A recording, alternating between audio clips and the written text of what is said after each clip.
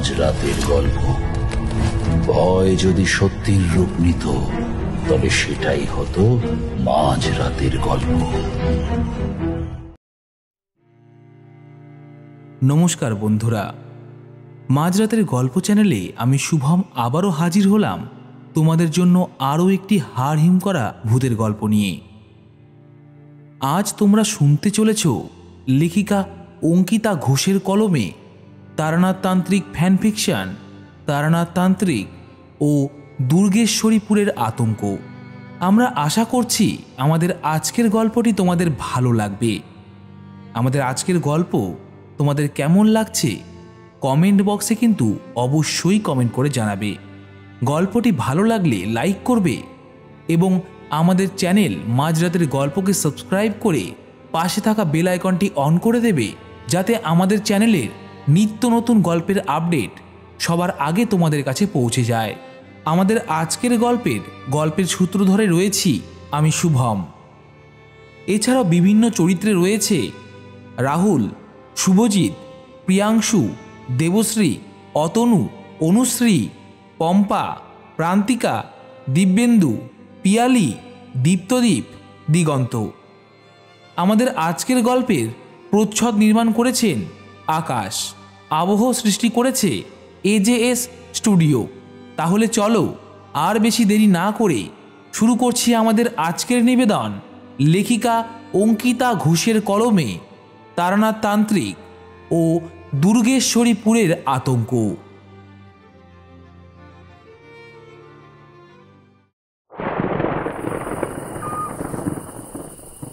গভীর রাত, আকাশ জুড়ে কালো মেঘ করেছে। মাঝে মধ্যে বিদ্যুতের ঝলকে চারপাশ এক মুহূর্তের জন্য আলোকিত হয়ে আবারও ডুবে যাচ্ছে গাঢ় অন্ধকার। চারদিক শুনশান, নিস্তব্ধ। কেবল ঝিঁঝির ডাক শোনা যাচ্ছে অনবরত। দূরে কোথাও মাঝে মাঝে শিয়াল ডেকে উঠছে। ঘন জঙ্গলের ভেতর দিয়ে দুজন নীরবে হেঁটে চলেছে। শুকনো পাতার ওপর দিয়ে খসখস শব্দ তুলে কোনো এক অনির্দিষ্ট গন্তব্যের দিকে এগিয়ে চলেছে তারা। নিজেদের জায়গা ছেড়ে এক প্রকার কাউকে কিছু না জানিয়ে তারা রাতের অন্ধকারে পালিয়ে যাচ্ছে। বুক ভরা যন্ত্রণা নিয়ে তারা নিজেদের গ্রাম ছেড়ে চলে যাচ্ছে। এ গ্রামে থাকা আর তাদের পক্ষে সম্ভব নয়। প্রতিদিনের অপবাদ, অপমান সবকিছুই যেন অসহ্য হয়ে উঠেছে। তারা বুঝে গেছে এই গ্রাম থেকে, এই গ্রামের নিম্নমনের মানুষদের থেকে যত দূরে যাওয়া যায় ততই ভালো। তারা এমন এক জায়গায় গিয়ে আশ্রয় নেবে যেখানে কেউ তাদের চেনে না, কেউ জানে না তাদের অতীতের কথা। এমন সময় হঠাৎ কর্কট শব্দ করে ডেকে উঠল মেঘ। গোটা জঙ্গলের চারদিক যেন এক গভীর কালো অন্ধকারে ঠেকে গেছে। ঘন গাছগুলো যেন আকাশ পর্যন্ত দীর্ঘ। ডালপালাগুলো যেন হাত বাড়িয়ে তাদের পথরোধ করে দাঁড়িয়ে রয়েছে। গাছের ডালে বসা রাত চড়া পাখিগুলো কেমন একটা অদ্ভুত শব্দ করে ডেকে উঠছে। সঙ্গে সঙ্গে দূরে আবারও কোথাও থেকে শোনা গেল শিয়ালের ডাক। বাতাসে হালকা একটা গন্ধ ভেসে আসছে, ভিজে মাটির সোঁদা সোঁদা গন্ধ। হঠাৎই সেই ভয়ঙ্কর পরিবেশের মধ্য থেকে ভেসে এলো আরও একটা শব্দ, যেই শব্দ এই রাতের অন্ধকারের জঙ্গলের মধ্যে শোনার কোনো সম্ভাবনাই ছিল না। শব্দটি হলো কোনো সদ্যজাত শিশুর কান্নার শব্দ। তবে কি তারা ভুল শুনছে? কিন্তু দুজনে মিলে একসাথে ভুল শুনবে কি করে? করুণ সেই কান্না ধীরে ধীরে জোরালো হতে লাগলো। তারা দুজনেই চমকে চারপাশে তাকালো। ঝোড়ো হাওয়ার ফলে গাছের শুকনো পাতাগুলো সরসর করে নড়ে চড়ে শব্দ করে রাতের নিস্তব্ধতা ভঙ্গ করার চেষ্টা করছে। কিন্তু চতুর্দিকে তারা ছাড়া আর কোনো উপস্থিতি টের পাওয়া যাচ্ছে না। কান্নার আওয়াজটা ক্রমশই বেড়ে চলেছে। দুজনে ধীরে ধীরে এগোতে লাগলো সেই কান্নার শব্দ যেদিক থেকে আসছে সেই দিকে। জঙ্গলের ভেতর অন্ধকারে ঝোপঝাড় ঠেলে তারা এগোতে গিয়ে হঠাৎ এক কোণে এসে থমকে দাঁড়ালো। কান্নার শব্দটা সেখান থেকেই প্রচণ্ডভাবে শোনা যাচ্ছে। একটু এগোতি তারা দেখল মাটির উপর পড়ে রয়েছে একটা বাঁশের ঝুড়ি। ঝুড়ির ভেতরে মোড়ানো নোংরা কাপড়ের ফাঁক গলে দেখা যাচ্ছে একটি সদ্যজাত শিশুর মুখ। অসহায় বাচ্চাটা তখনও কাঁদছে। কেউ ওকে এইভাবে জঙ্গলে ফেলে রেখে চলে গেছে ভেবেই এই দুজন মানুষের ভিতর অব্দি কেঁপে উঠল। এত নিষ্ঠুর মানুষও এই পৃথিবীতে আছে তাহলে? তারা দুজনে কাঁপা কাঁপা হাতে বাচ্চাটাকে কোলে তুলে নিল। শিশুটি তখনও কাঁদছে, বুক ভরে দম নিতে পারছে না। বাচ্চাটার ঠান্ডা শরীরের স্পর্শে বুকের ভেতর যেন হঠাৎ অন্যরকম এক টান অনুভব করলো তারা। চারপাশের অন্ধকার, জঙ্গলে ফাঁকা পথ, গ্রামের লোকেদের করা অপমান, মানসিক যন্ত্রণা, এই সব কিছু যেন এক মুহূর্তে মুছে গিয়ে তাদের চোখে দেখা দিল নতুন এক সোনালি আলোর ঝলক। সেই ঝোড়ো রাতে অন্ধকারে খুঁজে পেল নতুন করে জীবন শুরু করা। এই শিশুটি হয়তো ওদের একমাত্র পরিত্রাণ, তাদের নতুন করে বেঁচে ওঠার একমাত্র উপলক্ষ।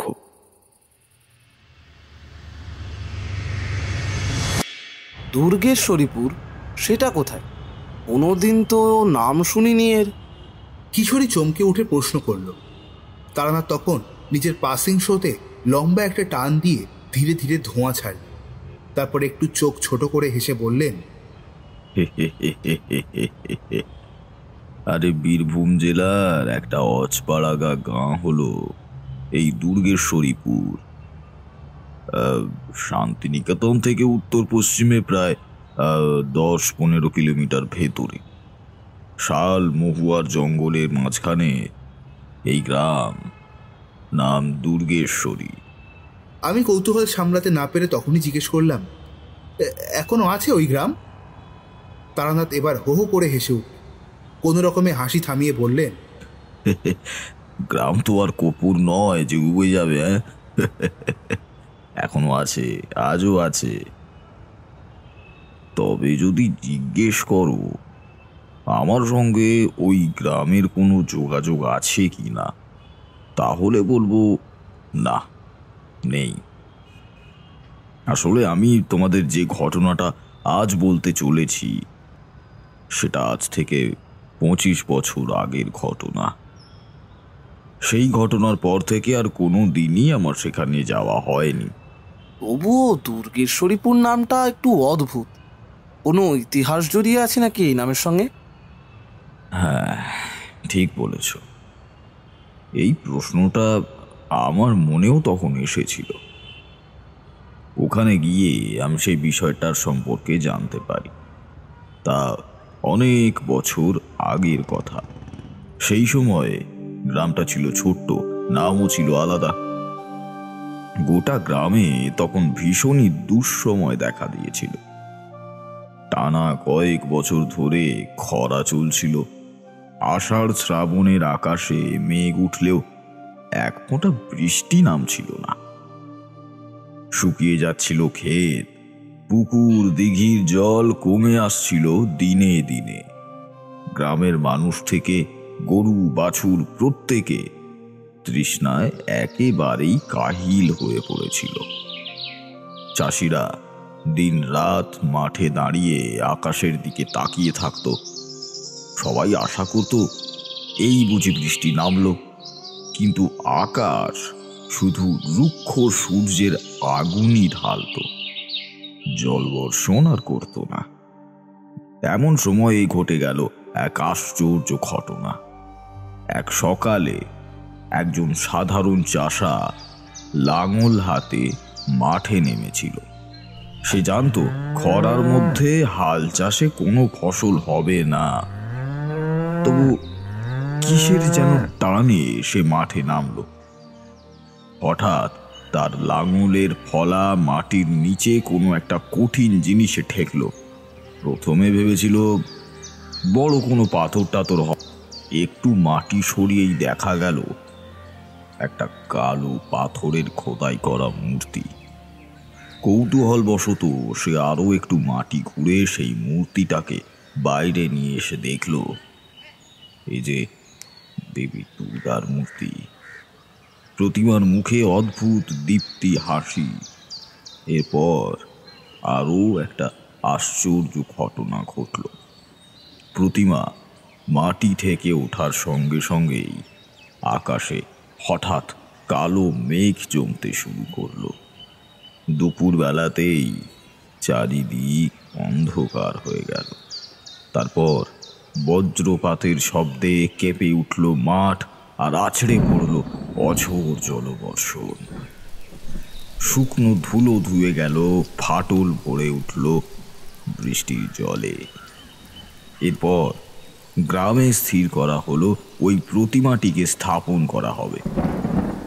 গ্রামে তখন এক ধনী গৃহস্থ ছিলেন, তার নাম শিবনাথ মজুমদার। তিনি নিজের বাড়ির আঙিনায় একটি ছোট্ট মন্দির নির্মাণ করে সেখানেই মূর্তিটা স্থাপন করালেন।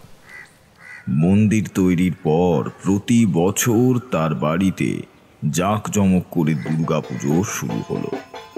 সেই দুর্গাপুজো ধীরে ধীরে এতই বিখ্যাত হয়ে উঠল যে গ্রামের পুরানো নাম কেউ আর মনে রাখল না। সকলে মিলে গ্রামটির নতুন নাম দিল দুর্গেশ্বরীপুর। আমি সেইবার ওদের বাড়ি গিয়ে সেই আশ্চর্য মূর্তি দেখেও এসেছি। একটানা কথাগুলো বলে তারানাথ একটু থামলেন। চারি ততক্ষণে আমাদের সামনে মুড়ি ও চা রেখে গেছে। কিশোরী এক মুঠো মুড়ি মুখে চালান করে দিয়ে বলল, তা আপনি সেখানে কেন গিয়েছিলেন? ভূত তাড়াতে নাকি? আমি ওর কথাটা শুনে একটু অস্বস্তি বোধ করলাম। মনে মনে ভাবছিলাম, এই না আবার রণে ভঙ্গ করে। কিশোরীর এই খোঁচা মারা স্বভাবটার জন্য তারানাথও মাঝে মাঝে অপ্রস্তুত হয়ে পড়ে, আর আমারও মাথাটা গরম হয়ে যায়। আমি বিরক্ত মুখে ওর দিকে কটমট করে তাকালাম, কিন্তু কিশোরীর মুখে কোনো গম্ভীর ব্যাপারই নেই। এখনও সে হাসি হাসি মুখে তাকিয়ে রয়েছে তারানাথের দিকে। কিন্তু তারানাথ আজ কেবল হাসলেন। আমারও ধরে প্রাণ এলো। শান্ত ও স্থিরভাবে হেসে তিনি ধীর গলায় বললেন,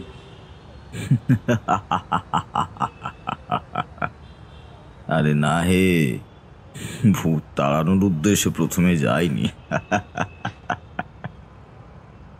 আমি গিয়েছিলাম একজনের বাড়ির দুর্গাপুজোর নিমন্ত্রণ রক্ষা করতে। কিন্তু নিমন্ত্রণ রক্ষা করতে গিয়ে শেষ পর্যন্ত প্রেত মুক্তির যজ্ঞ করতে বাধ্য হয়েছিলাম। আমি এবার যেন চমকে উঠল। উদ্বিগ্ন হয়ে বললাম, দুর্গেশ্বরীপুরে দুর্গাপুজো?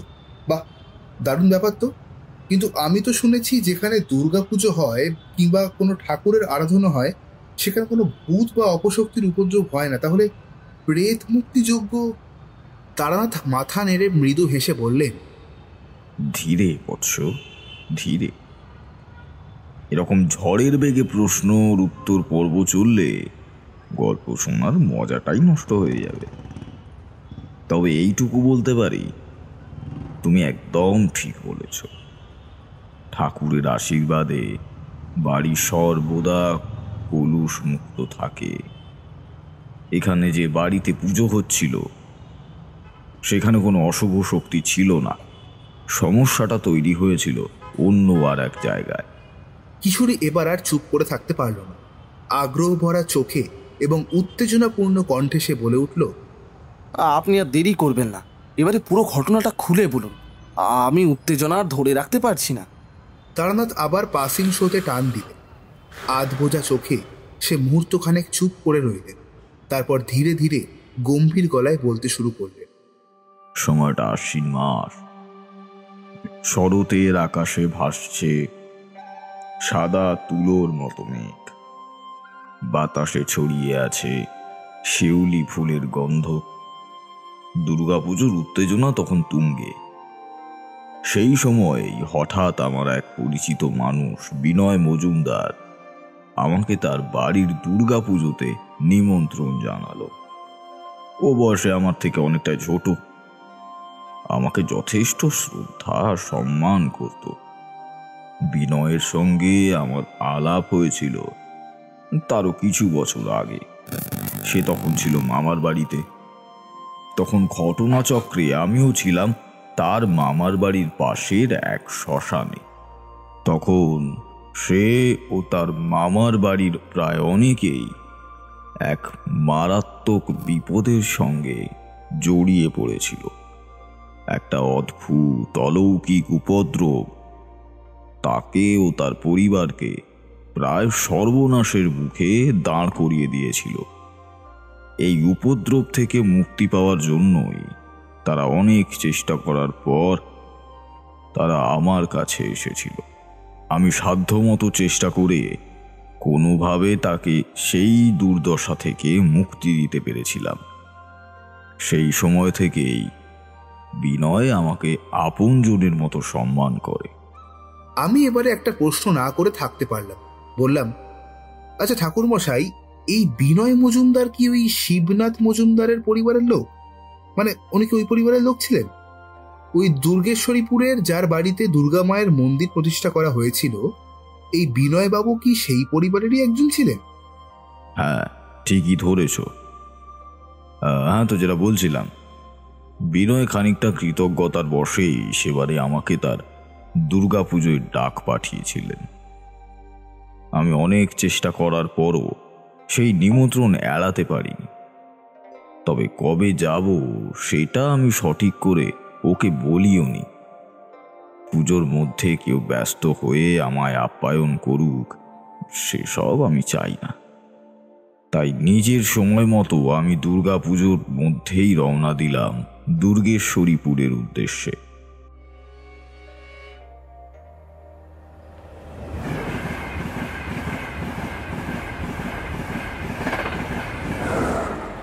মফস্বলের সেই ছোট্ট স্টেশনে নামার পরেই বুঝতে পারলাম ওই গ্রামে পৌঁছানো অত সহজ নয়। দুর্গেশ্বরীপুরে পৌঁছানোর আগে কয়েক মাইল পথ হেঁটে যেতে হবে কাঁচা রাস্তা ধরে। দুপাশে ঘন ধানের ক্ষেত ছড়িয়ে এগিয়ে চললাম আমি। কাঁচা রাস্তা ক্রমশ আঁকাবাঁকা হয়ে ঢুকে গেছে গ্রামের ভিতর। রাস্তার ধার ঘেঁষে সার বেঁধে দাঁড়িয়ে আছে কাশফুল। সেই সাদা ঢেউ খেলানো কাশবনের দিকেই বারবার আমার চোখ চলে যাচ্ছিল। হাঁটতে হাঁটতে কখন যে দুর্গেশ্বরীপুরের কেন্দ্রে চলে এলাম। একটা চায়ের দোকানের সামনে কয়েকজন লোক জটলা করে দাঁড়িয়ে গল্প করছিল। তাদের মধ্যে একজনকে ডেকে জিজ্ঞেস করলাম, শুনছো ভায়া, এই বিনয়চন্দ্র মজুমদারের বাড়িটা কোথায় বলতে পারো? সে আমায় রাস্তা বাতলে দিলে। আমি কিছুক্ষণের মধ্যেই পৌঁছালাম সেই বাড়ির সামনে। একেবারে জমিদারে ঢঙে তৈরি এই বাড়ি। উঁচু পাঁচিল ঘেরা ফটক পেরিয়ে প্রবেশ করতে হয়। বাড়িটাকে দূর থেকেই দেখে বোঝা যাচ্ছিল এখানে পুজোর আয়োজন নিয়ে বিশেষ কোনো যত্ন নেওয়া হয়েছে। প্রবেশদ্বার দিয়ে ঢুকে বিশাল এক উঠোন পেরিয়ে ঠাকুর দালানে এসে পড়লাম। বাড়িতে তখন চলছে দুর্গাপুজোর ধুমধাম। ডাকের শব্দে উঠোন ভরে উঠেছে। শঙ্খধ্বনি, উলুধ্বনি, কাঁসর, ঘণ্টা কিচ্ছুই বাদ নেই। শাঁখা সিঁদুর পরা মহিলারা ঘোমটা দিয়ে পুজোর কাজে ব্যস্ত হয়ে বসেছেন। অন্যদিকে গ্রামের লোকজন ভিড় জমিয়েছে পুজোর আয়োজন দেখতে। আমি সোনার গয়নায় সজ্জিত দেবী মূর্তির দিকে তাকিয়ে করজোড়ে প্রণাম করলাম। জয় মা দুর্গা, রক্ষা করো মা। এমন সময় কোথা থেকে যেন বিনয় ছুটে এলো আমার সামনে। বাবা ঠাকুর, আপনি এসেছেন? তবে আসুন আসুন। আজ আপনি আসবেন জানলে আমি আপনাকে নিয়ে আসার জন্য লোক পাঠিয়ে দিতাম। এই তোরা কে কোথায় আছিস? বাবা ঠাকুর এসেছে, দেখে যা দেখে যা। সবাই ভিড় করে আমাকে দেখতে এলো। আমি বিনয়কে একটু ধমক দিয়ে বললাম, আহ বিনয়, এই জন্য আমি পুজোর মধ্যে তোমার বাড়িতে আসতে চাইনি। এখন তোমাদের সকলের মন মায়ের পুজোর দিকে থাকা উচিত, আমার দিকে নয়। তোমরা আমায় নিয়ে ব্যস্ত হইও না, সামনে যাও, মায়ের পুজো নিয়ে মাতামাতি করো। দেখো তোমরা আমায় নিয়ে মায়ের সামনে দাঁড়িয়ে মাতামাতি করছো, এতে তো আমিই পাপের ভাগী হয়ে যাব। না না বাবা, ঠিকই বলেছেন। আপনি আমার সঙ্গে ভেতরে চলুন। আমি বিনয়ের সঙ্গে কথা বলতে বলতে অন্দরমহলের একটা বিশাল ঘরে প্রবেশ করলাম। কিছুক্ষণের মধ্যেই বিনয়ের স্ত্রী এক থালা ভর্তি রসের মিষ্টি, সন্দেশ, নারকেলের নাড়ু আর তার সঙ্গে গরম চা নিয়ে হাজির হলো।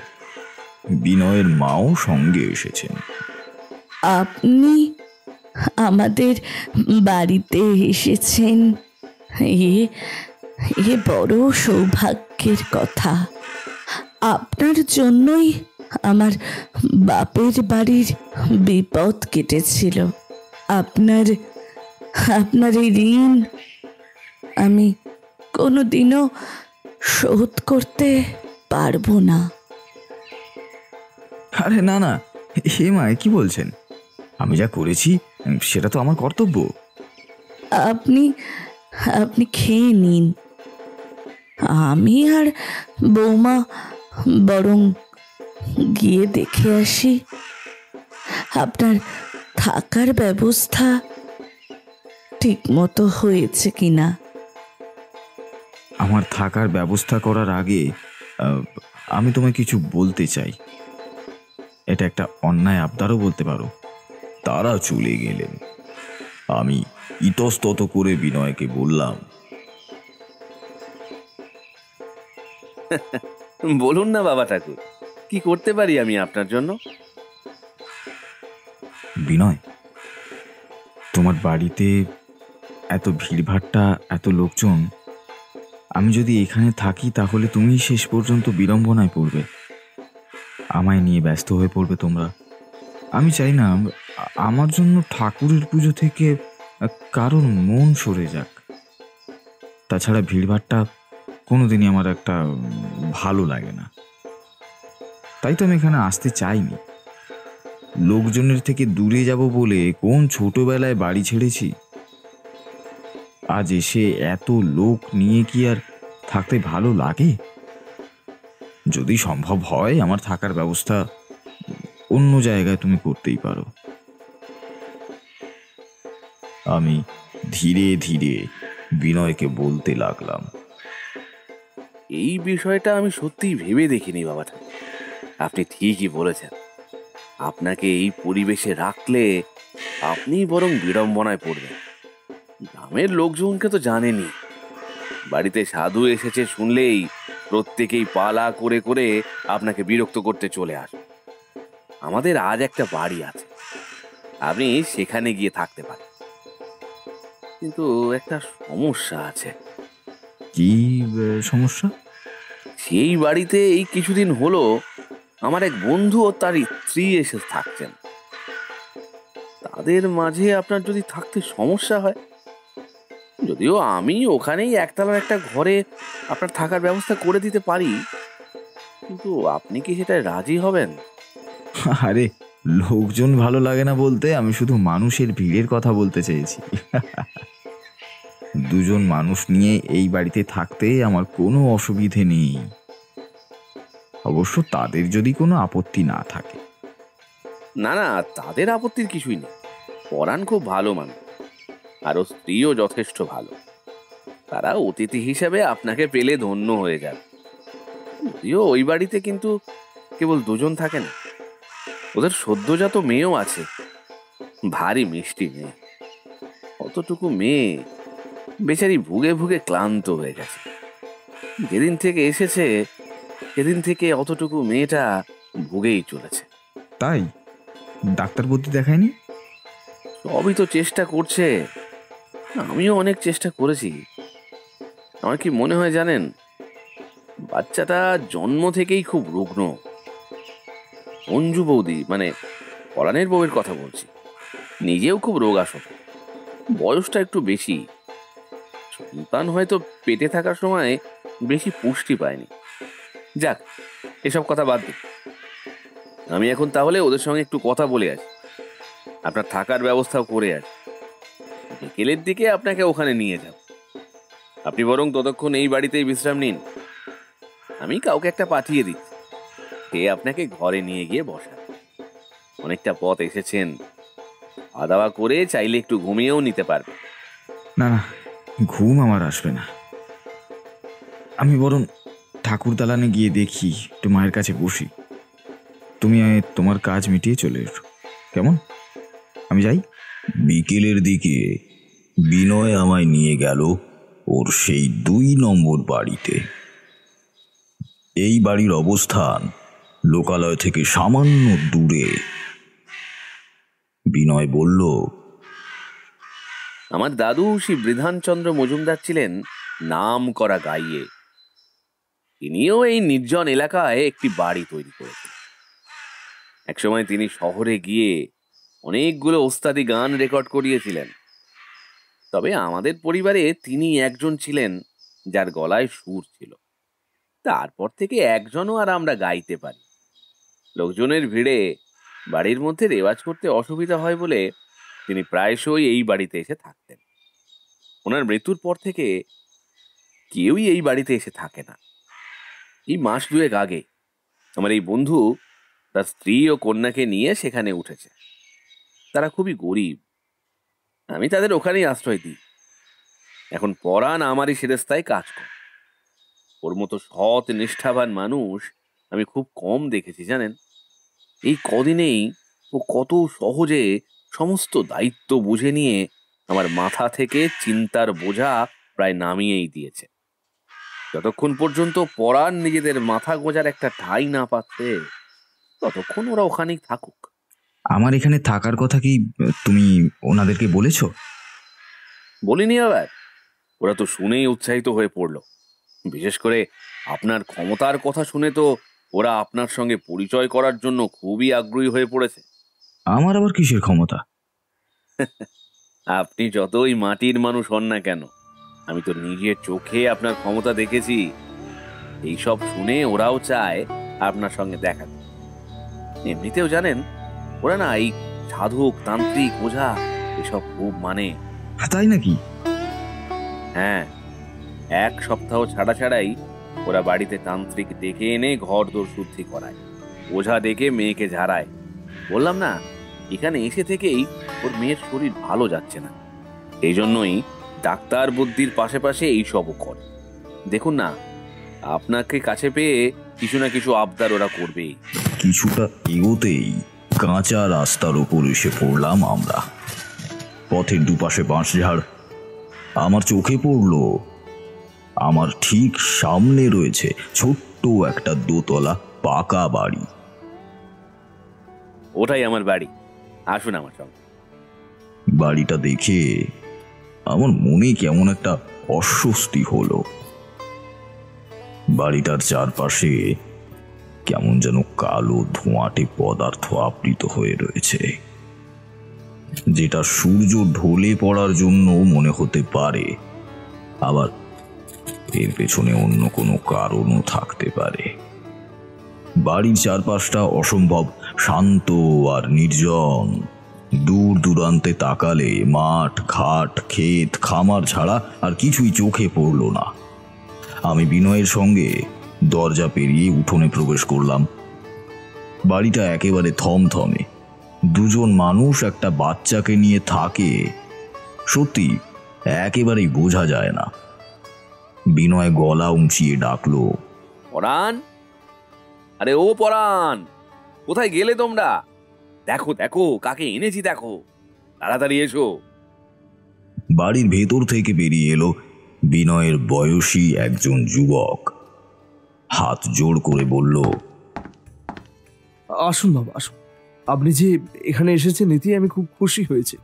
বিশ্বাস করুন বাবা ঠাকুর, এখানে এখানে আপনার কোনো অসুবিধা হবে না।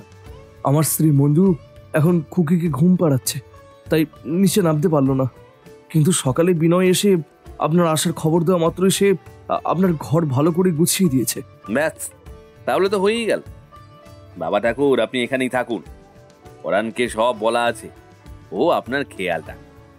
তবে একটা কথা, আপনি ভিড়ে থাকতে পছন্দ করেন না বলে এখানে থাকতেন ঠিকই, কিন্তু পুজোর কটা দিন একবার করে হলেও কিন্তু আমার বাড়িতে যেতেই হবে। ওখানে গিয়ে মায়ের ভোগ খেতে হবে। সে তো যাবই, পুজোর জন্যই তো এখানে এসেছি। এমন সময় ওপরের তলা থেকে একজন বাচ্চা হঠাৎই কেঁদে উঠল। আমি ওপরে তাকিয়ে দেখলাম বারান্দায় যেন কেউ দাঁড়িয়ে এতক্ষণ আমাকেই দেখছিল। আমি ওপরে তাকাতেই মূর্তিটা যেন হাওয়ায় মিলিয়ে গেল। আমার মন বলছে এই বাড়িতে কিছু না কিছু একটা গন্ডগোল আছে। বারান্দায় দাঁড়ানো মূর্তিটা সম্ভবত কোনো মানুষ ছিল না। পরাণ আমাকে ওপরে তাকাতে দেখেই বলল, আসলে আমার মেয়েটা খুব অসুস্থ, সবসময় ঘ্যান ঘ্যান করে। আমার স্ত্রী বলে মেয়ের নাকি নজর লেগেছে, তাই মাঝে মাঝেই আমি ওকে ঝাড়িয়ে আনি। দুদিন ঠিক থাকে, তারপর আবার জেগে সেই। বাবা ঠাকুর, বলছি আপনি যখন এসেইছেন, একবার যদি মেয়েটাকে দেখে কোনো তাবিজ টাবিজ দিতে পারেন তাহলে তাহলে খুব উপকার হয় বাবা ঠাকুর। বেশ, তোমার মেয়েকে একবার আমার কাছে নিয়ে এসো। আমার যদি মনে হয় ওর নজর লেগেছে তাহলে না হয় একটা নজর কাঠি দিয়ে দেবো খন। তাহলে আপনি এখানেই বিশ্রাম, আমি এবার ওই দিকটা একটু সামলে আসি। রাতের দিকে আসবো একবার, ভোগ নি। এখন চলি তাহলে। চললাম পরাণ। বিনয়ের প্রস্থান করার পর পরাণ আমাকে একতলার একটি ছোট্ট ঘরে নিয়ে গেল। ঘরের মধ্যে একটা কাঠের খাট রয়েছে, এছাড়াও রয়েছে প্রয়োজনীয় সব আসবাব। ঘরটা সুন্দর করে গুছিয়ে রাখা হয়েছে। এই ঘরে থাকতে আপনার কোনো অসুবিধা হবে না তো? আসলে এই ঘরের পাশেই একটা ঘর আছে, ওটা তুলনামূলকভাবে একটু বড় ঘর, কিন্তু এখানে এসে থেকে দেখছি ওই ঘরের কড়িকাঠটা অর্ধেক ভেঙে ঝুলে আছে। তাই ওই ঘরে আপনার থাকার ব্যবস্থা না করে এই ঘরেই করেছি আর কি। তবুও কোনো রকম অসুবিধা হলে আমায় জানাবেন বাবা ঠাকুর। আহা পরাণ, তুমি অযথাই ব্যস্ত হচ্ছ। আমি শ্মশানে শ্মশানে ঘুরে রাত কাটিয়েছি। তোমার এই ঘর তো সেই জায়গায় আমার কাছে স্বর্গ। কি যে বলেন বাবা। আচ্ছা, আপনি একটু জিরিয়ে নিন কেমন? আমি স্ত্রী আর মেয়েকে নিয়ে আসছি এক্ষুনি। একটু আলাপ করে নেবেন খন, দরকার হলে একবার দেখে নেবেন যদি মেয়েকে কোনো তাবিজ দেওয়া যায়। বেশ, তুমি নিয়ে এসো, আমি দেখে দিচ্ছি। পরাণ ঘর থেকে বেরিয়ে গেল। আমি ঘরের কোণে রাখা খাটে জমিয়ে বসলাম। কোথাও একদল কুকুর পাল্লা দিয়ে এক টানা ডেকে উঠল। এমন সময় হঠাৎই কিঞ্চিত অস্বস্তি হলো মনে হলো কেউ যেন আমাকে গভীরভাবে লক্ষ্য করছে। বুকের ভেতরটা কেমন যেন একটা চাপা শীতলতায় ভরে গেল। আমি ধীরে ধীরে মুখ তুলে চারপাশে তাকালাম। না, ঘরে তো কেউ নেই। একবার উঠে গিয়ে জানালা দিয়ে মুখ বাড়ালাম। না, সেখানেও কেউ নেই। তবে আমার কেন এরকম মনে হচ্ছে? হয়তো এতটা পথ পরিশ্রম করে আসার ফলে ক্লান্ত হয়ে পড়েছি।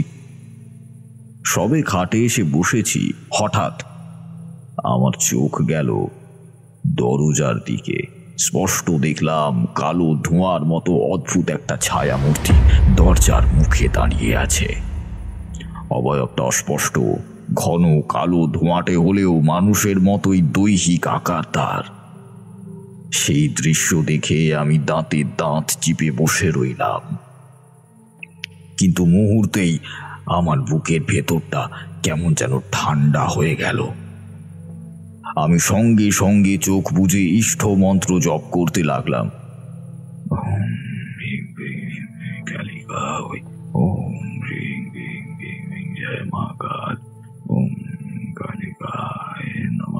ধীরে ধীরে দেখলাম সেই কালো অবয়বটা কাঁপতে কাঁপতে বাতাসে মিলিয়ে যাচ্ছে। কিছুক্ষণের মধ্যে সেটা পুরোপুরি উধাও হয়ে গেল।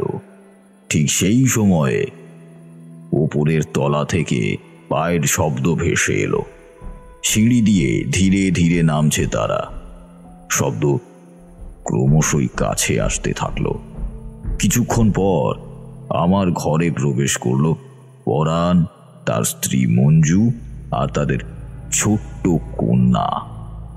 পরাণ বলল, বাবা ঠাকুর, এই আমার স্ত্রী মঞ্জু আর আমার মেয়ে খুকি। এই মঞ্জু, যাও যাও যাও, খুকিকে বাবা ঠাকুরের হাতে দাও। মঞ্জু তাড়াতাড়ি এসে খুকিকে আমার হাতে দিয়ে আবার স্বামীর পাশে গিয়ে দাঁড়ালো।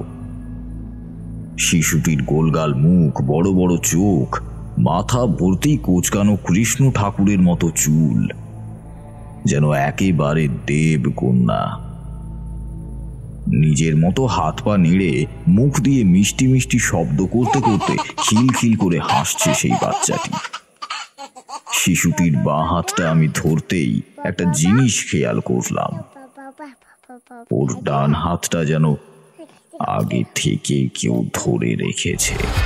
স্পষ্ট দেখলাম অদৃশ্য কোনো অমানবিক কালো ধোঁয়াটে হাত শিশুটার ডান হাতটা আঁকড়ে ধরে আছে।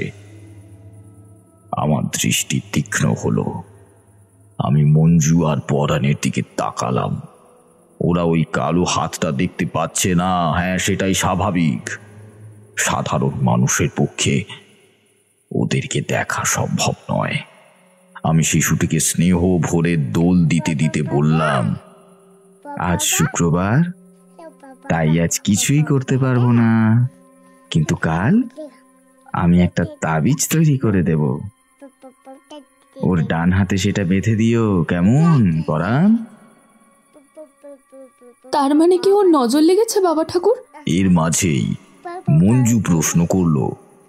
আমি আশ্বস্ত করার ভঙ্গিতে উত্তর দিলাম, হ্যাঁ, ভয় পেও না, আমি তো আছি। যাও, এখন ওকে ঘরে নিয়ে যাও।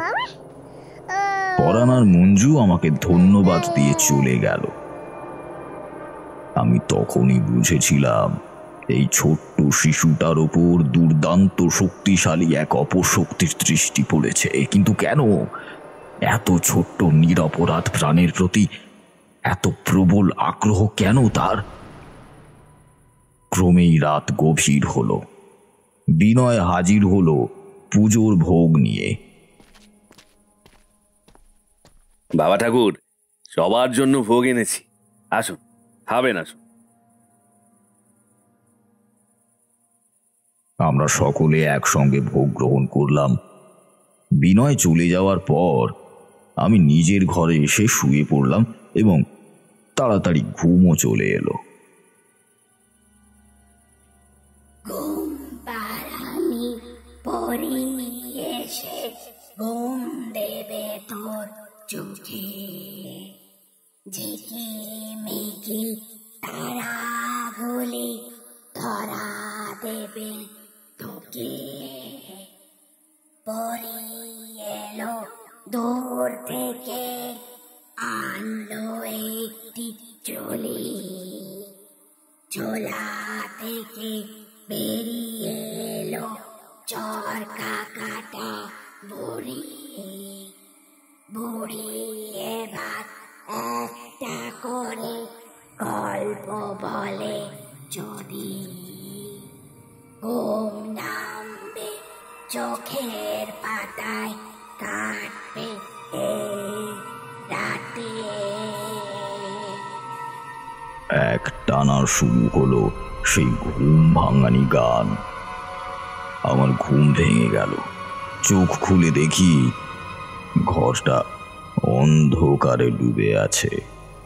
শুধু দরজার ফাঁক দিয়ে দেখা যাচ্ছে সরু আলোর রেখা, অর্থাৎ বাইরে আলো জ্বালিয়েছে কেউ। কিন্তু এত রাতে কি ব্যাপার? আমি খাটে উঠে বসলাম। মনে মনে ভাবলাম, এত রাতে বাইরে বসে গানই বা গাইছে কে? মঞ্জু? কিন্তু সে যদি নিজের বাচ্চাকে ঘুম পাড়াতেই চায়, তবে তো সে নিজের ঘরেই ঘুম পাড়াতে পারে।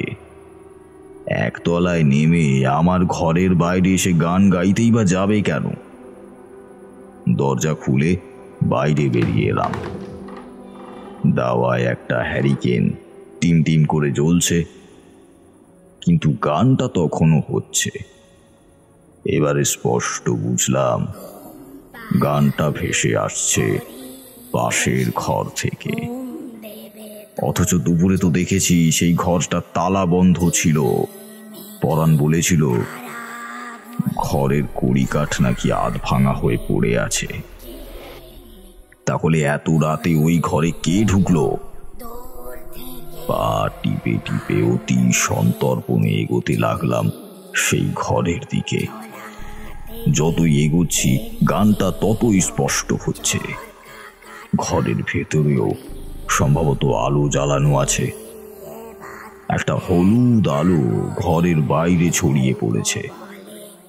ঘরের দরজার কাছে এসে দাঁড়াতেই দেখলাম ভেতরে একজন মহিলা দরজার দিকে পিঠ করে বসে আছে। শরীরটা একবার সামনের দিকে আর একবার পেছন দিকে দুলিয়ে সে গান গাইছে।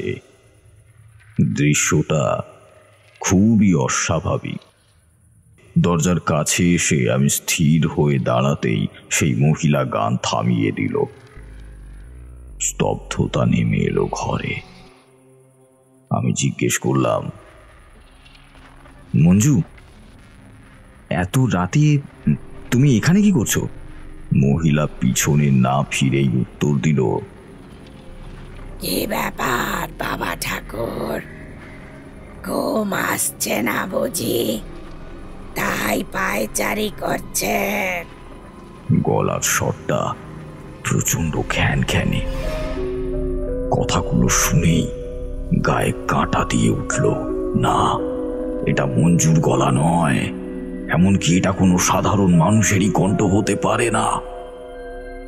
আমার গলা শুকিয়ে গেল। তা সত্ত্বেও আমি জিজ্ঞাসা করলাম, কে তুমি? এখানে কেন এসেছো? মহিলা এবার হেসে উঠল। তারপর বিদ্রূপের সুরে বলে উঠল,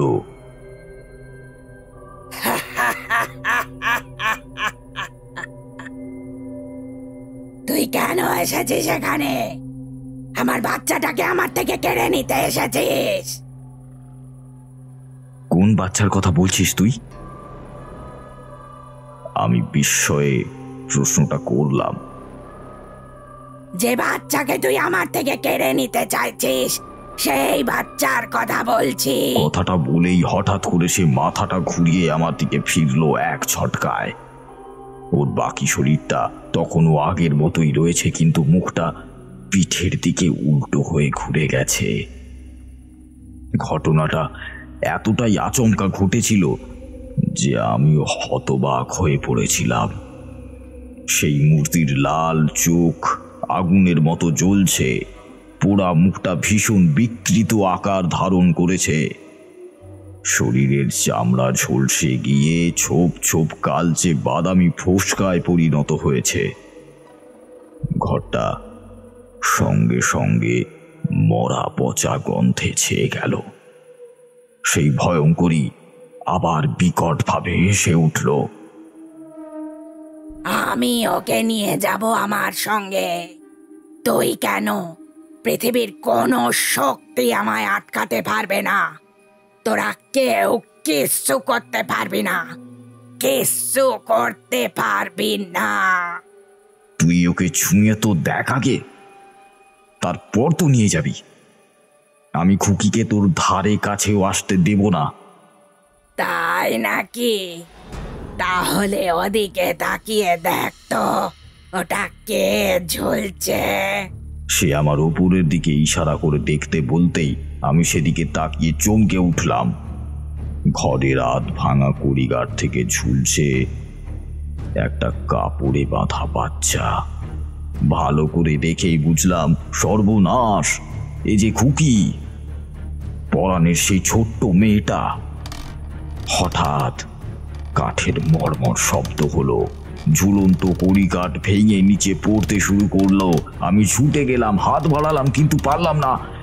কেউ যেন আমার পা চেপে ধরলো। একটু এগোতেই পারছি না। চোখের সামনে দেখলাম কাঠ ভেঙে পড়তেই বাচ্চাটার দেহ আছাড় খেলো মাটিতে। মাথা ফেটে রক্ত আর খিলু ছিটকে বেরিয়ে এলো। সেই দৃশ্য আমার চোখের সামনে ঘটতেই আমার বুক থেকে বেরিয়ে এলো এক হাহাকার।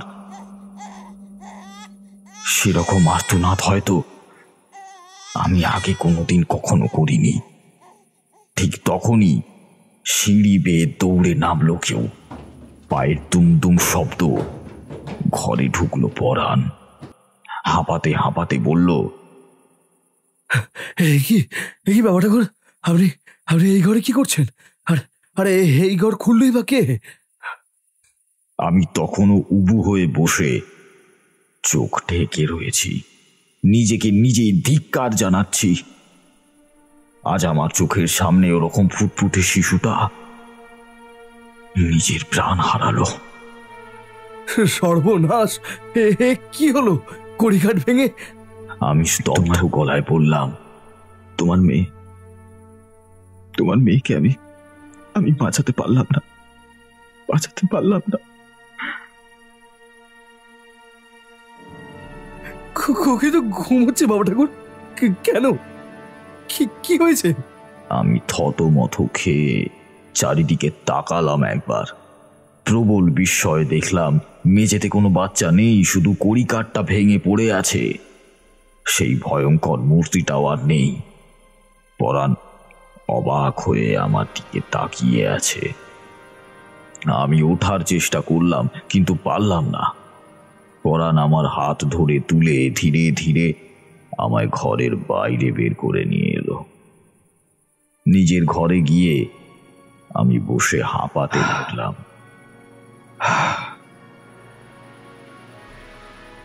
পরাণ আমায় জল দিল। এক নিঃশ্বাসে জল শেষ করে আমি কাঁপা কাঁপা গলায় বললাম, এই বাড়িতে একটা অশুভ ছায়া আছে পরাণ, বিশ্বাস করো আমার কথা। তার নজর কিন্তু তোমার মেয়ের উপর পড়েছে। পরাণ হতবাক হয়ে রইল। তারপর কোনো রকমে বলল, কি বলছেন বাবা? হ্যাঁ, আর এটাও বলে রাখি, এটা কোনো সাধারণ নজর লাগার বিষয় নয় পরাণ। এই বাড়িতে এমন এক অপশক্তি রয়েছে যে তোমার মেয়েকে টেনে নিয়ে যেতে চায়। একটা কথা বলো তো, তোমরা এই বাড়িতে আসার পরই কি খুকির অসুখ বিসুখ শুরু হয়েছে, নাকি আগেও এমনটা হতো? কে জানে, আমি কিছুই জানি না। যে তোমার মেয়ে আগে থেকে অসুস্থ হতো কি না সেটা বলো। সে বিষয়ে তুমি কিছু কি জানো না? জানো না? না, মানে খুকির জন্মের পরই তো আমরা এখানে চলে এসেছি, তাই ঠিক খেয়াল পড়ছে না। আচ্ছা, খুকির বয়স কত? পরাণ যেন একটু ভাবলো, তারপর বলল, আগে 5 না 6। 5 না 6? আমি আর কথা বাড়ালাম না, শুধু বললাম, কেমন বাবা তুমি? মেয়ের কিছুই তো দেখছি ঠিকঠাক ভাবে বলতে পারছো না। হ্যাঁ, যাক, ঠিক আছে, তুমি যাও, মেয়ের খেয়াল রাখো। আর হ্যাঁ, মেয়েকে এখন একদম একা ছাড়বে না। আমি দেখছি কি করা যায়। পরাণ দ্বিধাগ্রস্ত মুখে মাথা নেড়ে সম্মতি জানিয়ে চলে গেল। আমি দরজা বন্ধ করে খাটে এসে বসলাম। বসে বসে শুধু একটা কথাই মনে হচ্ছিল বারবার, এই ভয়ঙ্কর আত্মাটি আসলে কে? কেনই বা সে শিশুটিকে চাইছে? এই রহস্যের উদ্ঘাটন করতে হলে আমায় কাল সকালেই বিনয়ের কাছে যেতে হবে। এই বাড়ির কোনো ইতিহাস রয়েছে কিনা সেটা আগে জানা প্রয়োজন।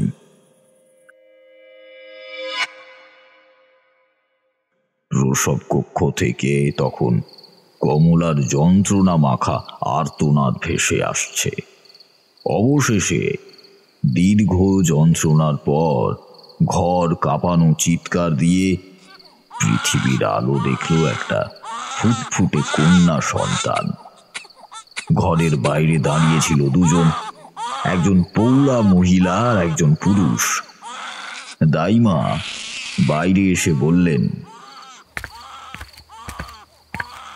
শোনো শোনো সবাই, মেয়ে হয়েছে।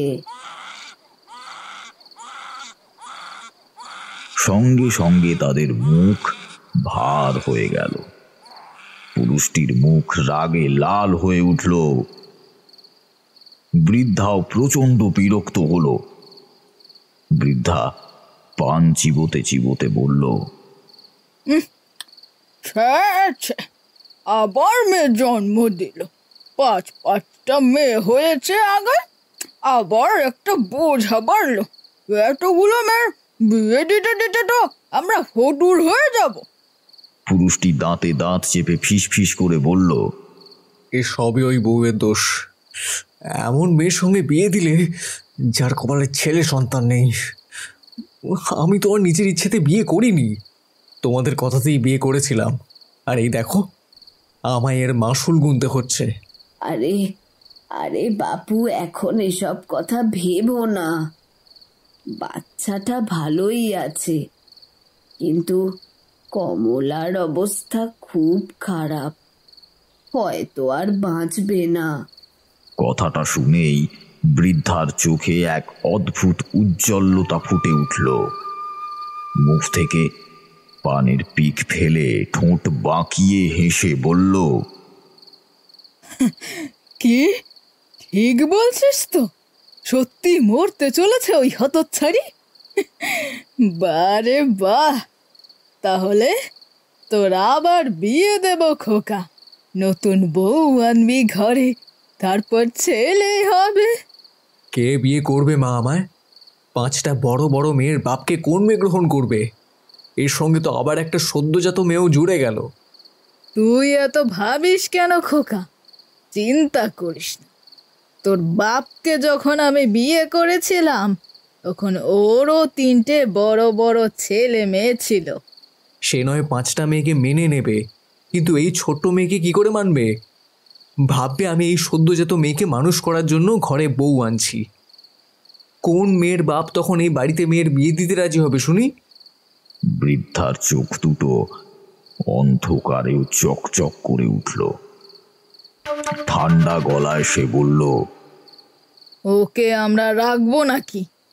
কমলা মরলেই কিছুদিন পরে ওই বাচ্চাটাকে ঝুড়িতে পুড়ে জঙ্গলে ফেলে দিয়ে আসবো। সঙ্গে সঙ্গে এই কাজটা করলে লোকে আবার বুঝতে পেরে যাবে, ভাববে ইচ্ছাকৃত আমরা বাচ্চা সরিয়ে দিয়েছি। তার চেয়ে কয়েকদিন পর বাচ্চাটাকে ফেলে দেব জঙ্গলে, কারো চোখে পড়লে পড়ুক, না হলে বন্য জন্তুর পেটে যাক। আমরা গ্রামের লোকেদের বলবো বাচ্চা চুরি হয়ে গেছে। কাজল দাই ফিরে এলো ঘরে। দেখল কমলা আধমরা শরীর নিয়ে কোনো রকমে চোখ খুলে তাকিয়ে আছে। সদ্যজাত শিশুটির মাথায় অসহায়ভাবে হাত বুলিয়ে গুনগুন করছে একটা অচেনা সুর, একটা মায়াময় ঘুম পাড়ানি গান। ঘুম পাড়ানি পরে এসে ঘুম দেবে তোর চোখে, ঝিকি মিকি তারাগুলি ধরা দেবে তোকে। ওরে এলো দূর থেকে, আনলো একটি ঝুলি, ঝোলা থেকে বেরিয়ে এলো চরকা কাটা বুড়ি। বুড়ি এবার একটা করে গল্প বলে, যদি ঘুম নামবে চোখের পাতায়, কাটবে এই রাতে। গানটা থামার সঙ্গে সঙ্গেই সব কিছু নিস্তব্ধ হয়ে গেল। কমলা শেষ নিঃশ্বাস ত্যাগ করেছে। বাচ্চাটা কেঁদে চলল, অথচ মায়ের থেকে কোনো সাড়া পেল না। দাই কাজল বাচ্চাটাকে কোলে তুলে নিয়ে বাইরে চলে গেল। বাইরে ভোরের আলো ফোটার সঙ্গে সঙ্গেই কাছে কোথাও একটা মোরগ ডেকে উঠল। সেই শব্দ শুনেই ধড়মড় করে খাটে উঠে বসলাম আমি। শ্বাস নিতে কষ্ট হচ্ছিল। কি ভয়ঙ্কর স্বপ্ন! কিন্তু সত্যি কি এটা কোনো স্বপ্ন ছিল, নাকি বাস্তব অতীতের কোনো অংশ আমি সরাসরি পেলাম? যাই হোক না কেন, এই স্বপ্নটা দেখার খুব প্রয়োজন ছিল। এবারে আমি হয়তো কিছু বিষয় আন্দাজ করতে পারছি, কিন্তু বাকিটা না বুঝলে কিছুই করা যাবে না। সকাল সকাল আমি স্নান সেরে মাথা ঠান্ডা করে বাড়ির দক্ষিণ দিকের বারান্দার সামনে বসে একটা তাবিজ তৈরি করলাম। তাবিজটা বানিয়ে আমি মঞ্জুকে ডেকে পাঠালাম। মঞ্জু আসতেই আমি ওই তাবিজটা মঞ্জুর হাতে দিয়ে বললাম, যাও, এটা মেয়ের ডান হাতে পরিয়ে দাও। মনে রাখবে, ডান হাতেই কিন্তু পরাতে হবে। মঞ্জু তাবিজটা দু হাতে চেপে ধরে মাথায় ঠেকিয়ে শঙ্কিত হয়ে আমায় জিজ্ঞেস করলো, এই তাবিজ বললে আমার মেয়ে সুস্থ হয়ে যাবে তো বাবা ঠাকুর? আমি শুনলাম গতকাল রাতে আপনি আমার স্বামীকে বলেছেন আমার মেয়ের ওপর কোনো অশুভ শক্তির নজর পড়েছে। সত্যি কি এই তাবিজ ওকে বাঁচাতে পারবে? এর আগেও আমরা অনেক তান্ত্রিক ওঝার কথা মতো কাজ করেছি, কিন্তু কিন্তু আমার মেয়ের শরীর দিন দিন খারাপ হয়ে চলেছে। এই তাবিজ পড়লে সাময়িকভাবে সবকিছু ঠিকঠাক থাকবে, ওর ক্ষতি কেউ করতে পারবে না। কিন্তু যে আত্মার খপ্পরে তোমার মেয়ে পড়েছে, সে এত সহজে ওকে ছেড়ে দেবে না। তাবিজ ধারণ করার পরেও 3 দিন তোমার মেয়েকে এক মুহূর্তের জন্যও একা ছাড়বে না, তাহলেই কিন্তু তাবিজ আর সক্রিয় থাকবে না। মঞ্জুর চোখে জল এলো। ভাঙা গলায় সে বলল, আপনি ছাড়া আমাদের ভরসা করার আর অন্য কোনো কেউ নেই বাবা ঠাকুর। আমাদের মাথার উপর বড় অভিভাবকের আশীর্বাদ নেই। আপনি এখন আমাদের মেয়েটাকে রক্ষা করতে পারেন। আপনি যে করে হোক আমার খুকিকে বাঁচান বাবা ঠাকুর, আপনি আমার খুকিকে বাঁচান। আমি চেষ্টা করছি। তার আগে তোমাদের কিন্তু সব কথা আমায় খুলে বলতে হবে। তোমরা কি সব সত্যি বলছো আমাকে? কিছু গোপন করছো না তো? প্রশ্ন শুনে মঞ্জু চমকে উঠল। গলাটা শুকিয়ে গেল। কোনো রকমে বলল, না তো, মানে আমরা কিছুই লুকোচ্ছি না, যা বলেছি সত্যিই বলছি। ঠিক তখনই পরাণ ঘরে ঢুকলো খুকিকে কোলে নিয়ে। পরাণকে দেখেই মঞ্জু এগিয়ে গিয়ে শিশুটিকে কোলে নিল। তারপর ডান হাতে সেই তাবিজটা পরিয়ে দিল। এই তাবিজটা বাবা ঠাকুর দিয়েছেন, আমি এখনই ওকে পরিয়ে নিয়ে আসছি। মঞ্জু ঘর থেকে বেরিয়ে গেল। আমি তখন সুযোগ বুঝে পরাণের দিকে তাকিয়ে প্রশ্ন করলাম, তোমরা আগে যেন কোথায় থাকতে? প্রশ্নটা শুনে পরাণ যেন একটু থমকে গেল। চোখ নামিয়ে বলল, এখানেই থাকি তো আমরা। হ্যাঁ, এইখানেই থাকি। আমি স্থির চোখে ওর দিকে তাকালাম। তারপর বললাম, কিন্তু বিনয় তো বলছিল তোমরা নাকি সম্প্রতি এখানে এসেছো, আগে অন্য কোথাও একটা থাকতে তোমরা। আচ্ছা, তোমাদের বাড়িটা কোথায় বলো তো? পরাণের মুখ মুহূর্তের মধ্যেই গম্ভীর হয়ে গেল। মৃদু স্বরে বলল, হ্যাঁ, আগে চিতলপুরে থাকতাম। চিতলপুর? সেটা কোথায়? না, মানে চেতলাপুর। হ্যাঁ, চেতলাপুর একটা ছোট্ট গ্রাম, আপনি চিনবেন না। আচ্ছা, আপনি কি এখন বিনয়ের বাড়িতে যাচ্ছেন? ওর উত্তরে স্পষ্ট বুঝলাম ইচ্ছে করেই প্রসঙ্গ পাল্টাচ্ছে পরাণ। আমি আর কথা না বাড়িয়ে চুপচাপ বেরিয়ে পড়লাম বিনয়ের বাড়ির উদ্দেশ্যে। পরাণ একবার বলল, চলুন বাবা ঠাকুর, আমি আপনাকে গিয়ে ছেড়ে আসি। না, থাক, আমি নিজেই পথ চিনে চলে যেতে পারবো। তুমি এখন বাড়িতেই থাকো। তোমার মেয়ে আজ তাবিজ পড়েছে, খেয়াল রাখবে। আজ থেকে 3 দিন যেন কিছুতেই একা না থাকে। তোমাদের মধ্যে যে কাউকে হোক ওর পাশে থাকতেই হবে সব সময়। সেদিন নবমীর পুজো। মণ্ডপে তখন ঢাকের আওয়াজ, ধূপ ধুনোর গন্ধে মন প্রাণ ভরে উঠেছে একেবারে। ভিড়ের মধ্যে যেন এক রাস উৎসবের আমেজ। পুজো মিটে যাওয়ার পর সকালের ভোগ খেয়ে আমি আর বিনয় বসার ঘরে এসে বসলাম। ঘরে আরো কয়েকজন গ্রামবাসী ছিল। তারা কিন্তু ধীরে ধীরে সরে যেতেই আমি বিনয়ের দিকে তাকিয়ে গম্ভীর গলায় বললাম, আচ্ছা বিনয়, তোমার বন্ধু পরাণকে তুমি কতদিন ধরে চেনো? আমার প্রশ্ন শুনে বিনয় একেবারে থতমত খেয়ে গেল। কয়েক মুহূর্ত পর চুপ থেকে সে গলা নামিয়ে বলল, কেন? ও কি আপনাকে কিছু বলেছে? না না, কিছু বলেনি, কিন্তু তুমিও না বললে ওদের বিপদ আটকানো যাবে না। কিন্তু বিপদ? কিসের বিপদ? খুকির জীবন এক বড্ড ঝুঁকির মধ্যে আছে বিনয়। ওর উপরে ভয়ঙ্কর কোনো অপশক্তির ছায়া পড়েছে। বিনয় যেন আকাশ থেকে পড়ল। মুখ শুকিয়ে গেল তার, কপালে পড়ল চিন্তার ভাঁজ, কিন্তু বলতে পারল না। স্থির দৃষ্টিতে আমার দিকে তাকিয়ে থাকলো কেবল।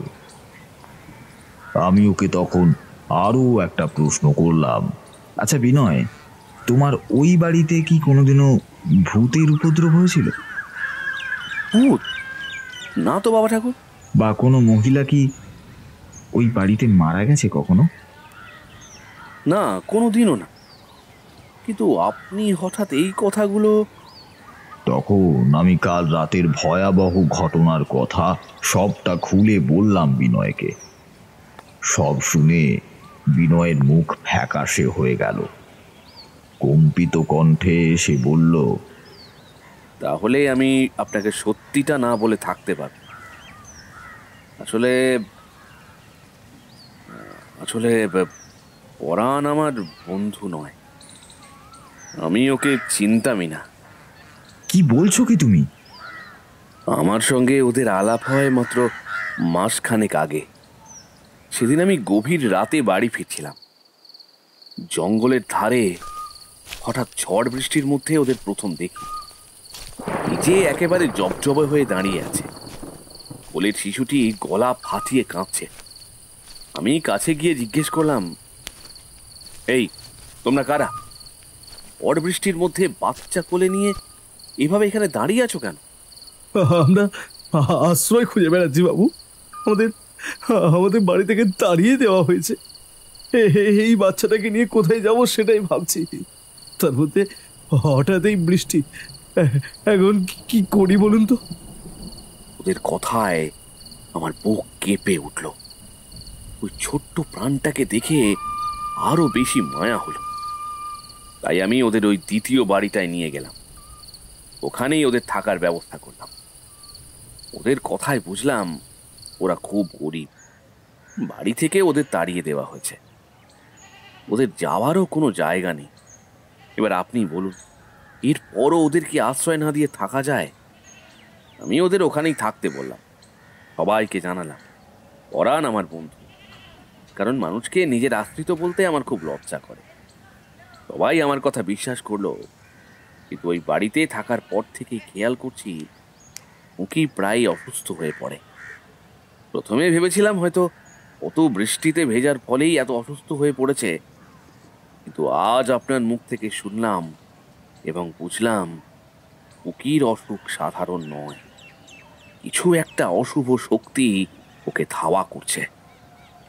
সব শুনে আমি স্তব্ধ হয়ে গেলাম। তারপর দৃঢ় কণ্ঠে বললাম, বিনয়, সময় খুব কম আছে আমাদের হাতে। আজকে রাতেই একটা না একটা ব্যবস্থা করতেই হবে। মা দুর্গা এখনো রয়েছেন। এই সময় অশুভ শক্তিরও শক্তি কমে যায়। এই উত্তম সময় খুকিকে বাঁচানোর। তোমাকে কয়েকটা জিনিস বলে দিলে তুমি সেগুলো ওদের বাড়িতে নিয়ে যেতে পারবে আজ রাতেই? পারবে কি বলো? বিনয় উঠে দাঁড়ালো। সেও দৃঢ় কণ্ঠে বলল, নিশ্চয়ই পারবো বাবা ঠাকুর। এই ছোট্ট প্রাণটাকে বাঁচানোর জন্য যা করতে হয় আমি করব। কিন্তু আপনি কি করতে চাইছেন? প্রেত মুক্তিযোগ্য। খুকিকে বাঁচানোর এই একটি মাত্র উপায় আছে। পরাণের বাড়িতে ফিরে আমি চিৎকার করে হাঁক দিলাম, পরাণ, পরাণ, তুমি এদিকে এসো তো, তোমার সঙ্গে আমার কথা আছে। পরাণ। আমার ডাক শুনে পরাণ তড়ি ঘড়ি নিচে নেমে এলো। ওর চোখে মুখে অস্বস্তির ছাপ ফুটে উঠল। আমি আর এক মুহূর্ত সময় নষ্ট না করে তীব্র স্বরে ধমকে উঠলাম, তোমরা কি এবার সত্যিটা বলবে আমায়? পরাণ ভ্যাবা চ্যাকা খেয়ে গেল। আমার দিকে তাকিয়ে কিন্তু কিন্তু করে বলল, কি বলবো বাবা ঠাকুর? কোন সত্যির কথা বলছেন আপনি? আমি কড়া দৃষ্টিতে তাকিয়ে বললাম, বিনয় আমাকে সব বলেছে। তুমি ওর বন্ধু নও, ও তোমাদের দয়া করে এখানে আশ্রয় দিয়েছে। তাহলে তোমরা কে? আসল পরিচয়টা এবার দাও বিনয়।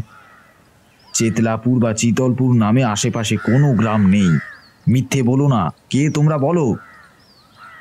পরাণ আরো কিছু বাঁকা তর্ক করতে যাচ্ছিল, কিন্তু সেই সময় সিঁড়ি দিয়ে নেমে এলো মঞ্জু। আমার চিৎকার চেঁচামেচি শুনে ও ভয় পেয়েছে, সেটাও ওর মুখ দেখেই ভালোভাবে বোঝা যাচ্ছে।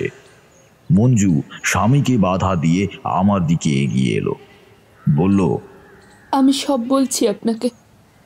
সে একবার পরাণের দিকে তাকালো, তারপর আমার দিকে স্থির দৃষ্টি করে বলতে শুরু করলো, আমরা ধুলিচর গ্রামে থাকতাম। আমাদের বিয়ে হয়েছে প্রায় 10 বছর আগে। কত চেষ্টা করেছি, কিন্তু মা হতে পারিনি আমি। সেই জন্য লোকে আমায় তুচ্ছ-তাচ্ছিল্য করত, গালাগাল দিত। শ্বশুরবাড়ির লোকেরাও আমাকে মানুষ বলে মনে করতো না। সারাক্ষণ অপমান আর অত্যাচার করত। সেগুলো সব আমাকে সহ্য করতে হতো। শেষ পর্যন্ত আর সহ্য করতে পারিনি।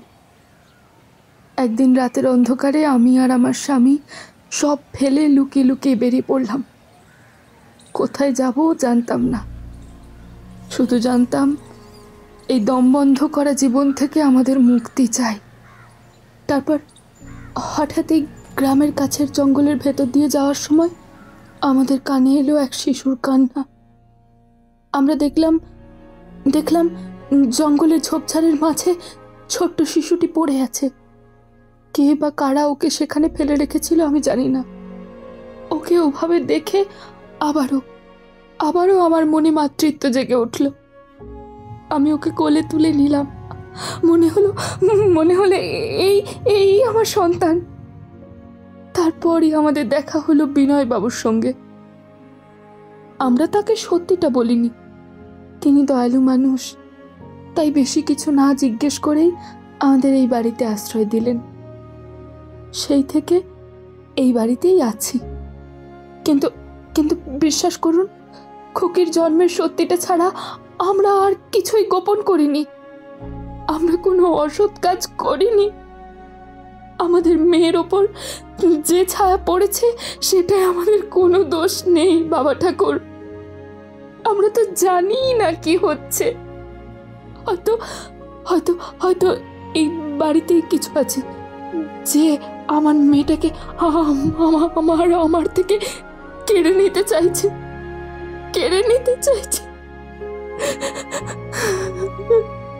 না, এই বাড়িতে কিছুই নেই।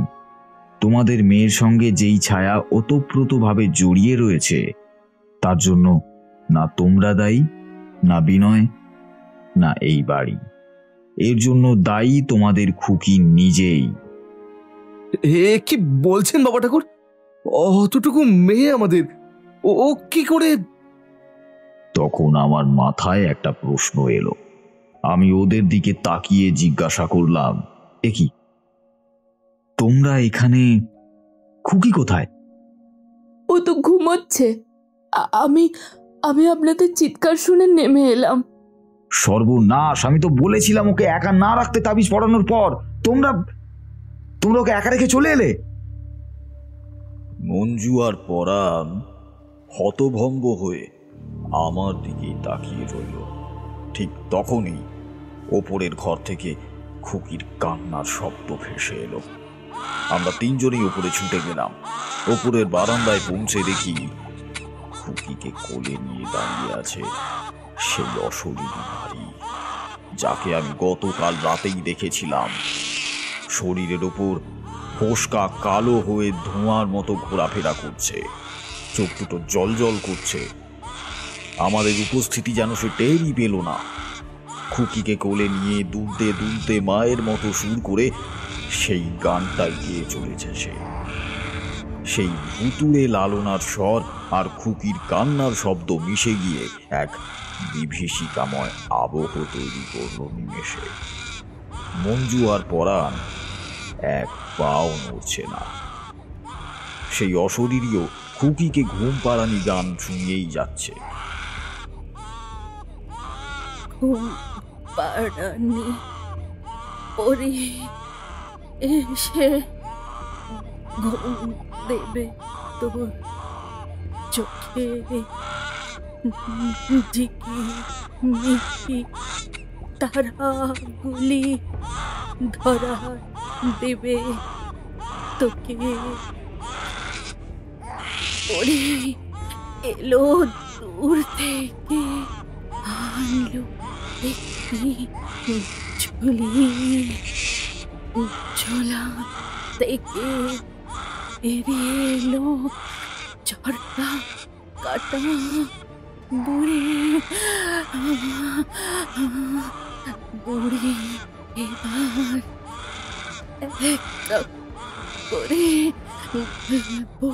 বলে, যদি ঘুম নামবে চোখের পাতায়, কাটবে এই রাতে।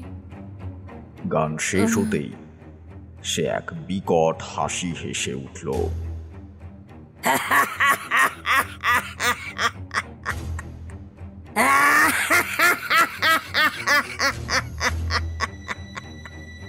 আমাদের দিকে ঘোলাটে দৃষ্টি নিক্ষেপ করে সে বলল, আজও ঘুমোলে ওকে আমি নিয়ে যাব আমার সঙ্গে। কেউ কেউ আটকাতে পারবে না, কেউ না। এই বেটাও না। তাবিজ পরিয়েছিস না?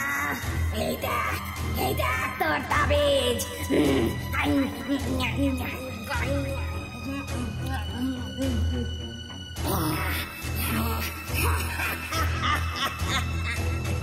খুকির হাত থেকে তাবিজটা খুলে সে নিজের মুখে পুরে দিল।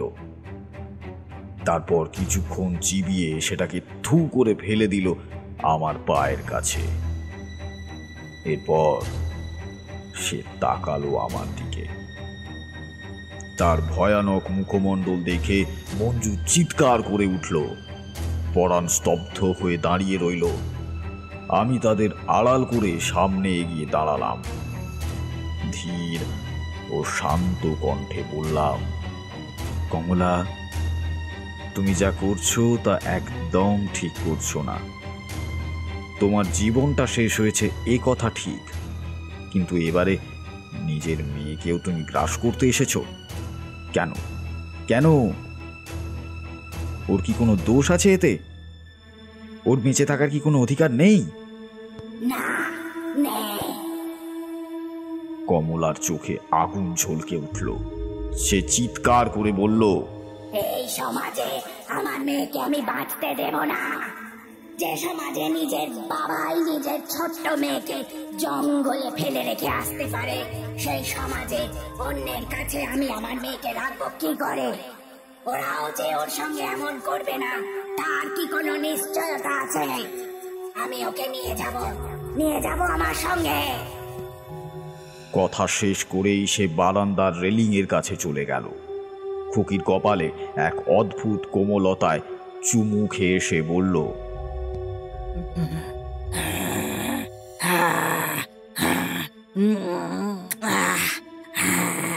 চল মা চল, এবারে সময় হয়েছে। এরপর থেকে তুই তোর আসল মায়ের সঙ্গেই থাকবি। কথাটা বলে সে খুকিকে কোলে নিয়ে রেলিংয়ের ওপর উঠে দাঁড়ালো। মনে হলো এক্ষুনি ঝাঁপ দেবে। মঞ্জু হাহাকার করে ছুটে গেল সেই দিকে। না, এরকম এরকম করো না, আমার মেয়েটাকে নিয়ে যেও না, আমার কোল ফাঁকা করো না, আমার কোল ফাঁকা করো না, ওকে দিয়ে দাও, ওকে দিয়ে দাও। এটা আমার মেয়ে, এটা আমার মেয়ে। তোর মেয়ে না, তোর মেয়ে নয়, এটা আমার মেয়ে। আমি সামনে এগিয়ে এলাম, ওকে বুঝিয়ে বললাম, হতে পারে তুমি ওকে জন্ম দিয়েছ, কিন্তু এতদিন ওকে লালন পালন করেছে এই দুজন। তোমার স্বামী পাষণ্ড হতে পারে, কিন্তু এরা ওরকম নয়। যদি হতো তাহলে ওরা জঙ্গল থেকে তোমার মেয়েকে কুড়িয়ে আনতো না। পৃথিবীতে সবাই একরকম হয় না কমলা। এরা দুজনেই তোমার মেয়েকে নিজের মেয়ের মতো কিংবা তার থেকেও বেশি আগলে রেখেছে। পরাণ এই মেয়েকে কাছে রাখবে বলে কত মিথ্যে কথা বলেছে। মঞ্জু মেয়েকে সুস্থ করার জন্য দিন রাত এক করে দিয়েছে। এই সব দেখেও তুমি ওকে নিয়ে যেতে চাও? জন্ম দেওয়ার অধিকার তোমার থাকতে পারে কমলা, কিন্তু সন্তানকে মৃত্যুর দিকে ঠেলে দেওয়ার কোনো অধিকার তোমার নেই। কমলা স্থির হয়ে গেল। খুকি কাঁদতে কাঁদতে হাত বাড়িয়ে বারবার মঞ্জুর কাছে যেতে চাইছে। সন্তানের কান্নায় যেন মঞ্জু সব ভুলে ছুটে গেল। সামনে যে কোনো প্রেত দাঁড়িয়ে সে বিষয় রীতিমতো অগ্রাহ্য করে খুকির দিকে হাত বাড়িয়ে দিল। বিস্ময়ের ব্যাপার, কমলা কিন্তু এবার আর কোনো প্রতিবাদ করল না। ধীরে ধীরে খুকিকে মঞ্জুর হাতে দিয়ে দিল। তারপর এক বুক ফাটা কান্নায় ভেঙে পড়ল সে। আমি শান্ত গলায় বললাম, অনেক হয়েছে কমলা, এবার তোমার মুক্তির সময় এসেছে। সন্তানের মায়া ত্যাগ করে এবার তোমাকে চলে যেতে হবে কমলা। আমি তোমার মুক্তির ব্যবস্থা করব। তুমি যাবে তো কমলা? কমলা কাঁদতে কাঁদতে একবার আমার দিকে তাকিয়ে আর একবার খুকির দিকে তাকালো। শিশুটি মঞ্জুর কোলে যাওয়া মাত্রই চুপ করে গেছে। মঞ্জুও খুকিকে বুকের মধ্যে চেপে ধরে আছে। কমলা এবার ধীরে ধীরে কালো ধোঁয়ার মতো হয়ে হাওয়ায় মিলিয়ে গেল। বারান্দায় আবারও শূন্যতা নেমে এলো। কিছুক্ষণ পরেই বিনয় দৌড়ে এলো আমায় বলে দেওয়া সমস্ত সামগ্রী নিয়ে। আমি মঞ্জুকে বললাম, এসব ঠিকমতো সাজিয়ে দাও। আজ ভোরের আগেই প্রেত মুক্তির পুজো আমাকে করতে হবে, নইলে খুকির টানে কমলা আবার ফিরে আসতে পারে। বিনয়কে ততক্ষণে পরাণ সমস্ত ঘটনা বলেছে।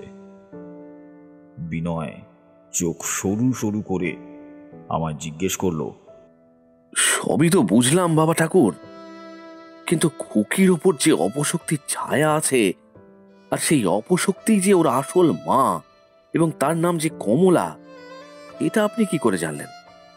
আমি হাসলাম, কিন্তু কোনো উত্তর দিলাম না। তারানাথ এবার চুপ করলেন। গল্প শেষ হলো। আমরা স্তব্ধ হয়ে বসেছিলাম কিছুক্ষণ। এরপর আমি একে বললাম, যদি সেই দিন সেই স্বপ্নটা না দেখতেন তাহলে তো আপনিও জানতে পারতেন না যে খুকির উপর কোনো প্রেতের ছায়া পড়েছে, আর তার আসল উদ্দেশ্যই বা কি? তারানাথ মাথা নেড়ে বলল, ভোরের আগেই প্রেত মুক্তি যজ্ঞ করা হলো এবং খুকির ওপর থেকে সেই কালো ছায়া সারা জীবনের মতো সরে গেল। তিনি কোন কাজের জন্য কাকে ঠিক করেছেন এবং তাকে দিয়ে সেই কাজটা কিভাবে করিয়ে নেবেন সেটা আমরা কেউই জানি না, বুঝলে? একটা কথা বলতেই হচ্ছে ঠাকুরমশাই, স্বপ্নে দেখার পর আপনি কি সুন্দর ঘটনাগুলো মনে রেখেছেন, কিন্তু আমাকে দেখুন, আমি যে স্বপ্নই দেখি ঘুম থেকে উঠেই সব ভুলে যায়। আচ্ছা, এটা কেন হয় বলুন তো? ঠিকই বলেছ, এ সবই ঈশ্বরের কৃপা। তারানাথের চোয়াল শক্ত হয়ে এলো, মুখ গম্ভীর। আমি বুঝলাম হাওয়া বিপজ্জনক দিকে যাচ্ছে। আমি তাড়াতাড়ি কিশোরীর দিকে তাকিয়ে বললাম, এই অনেক রাত হলো, চলো কিশোরী, বাড়ি ফিরতে হবে তো।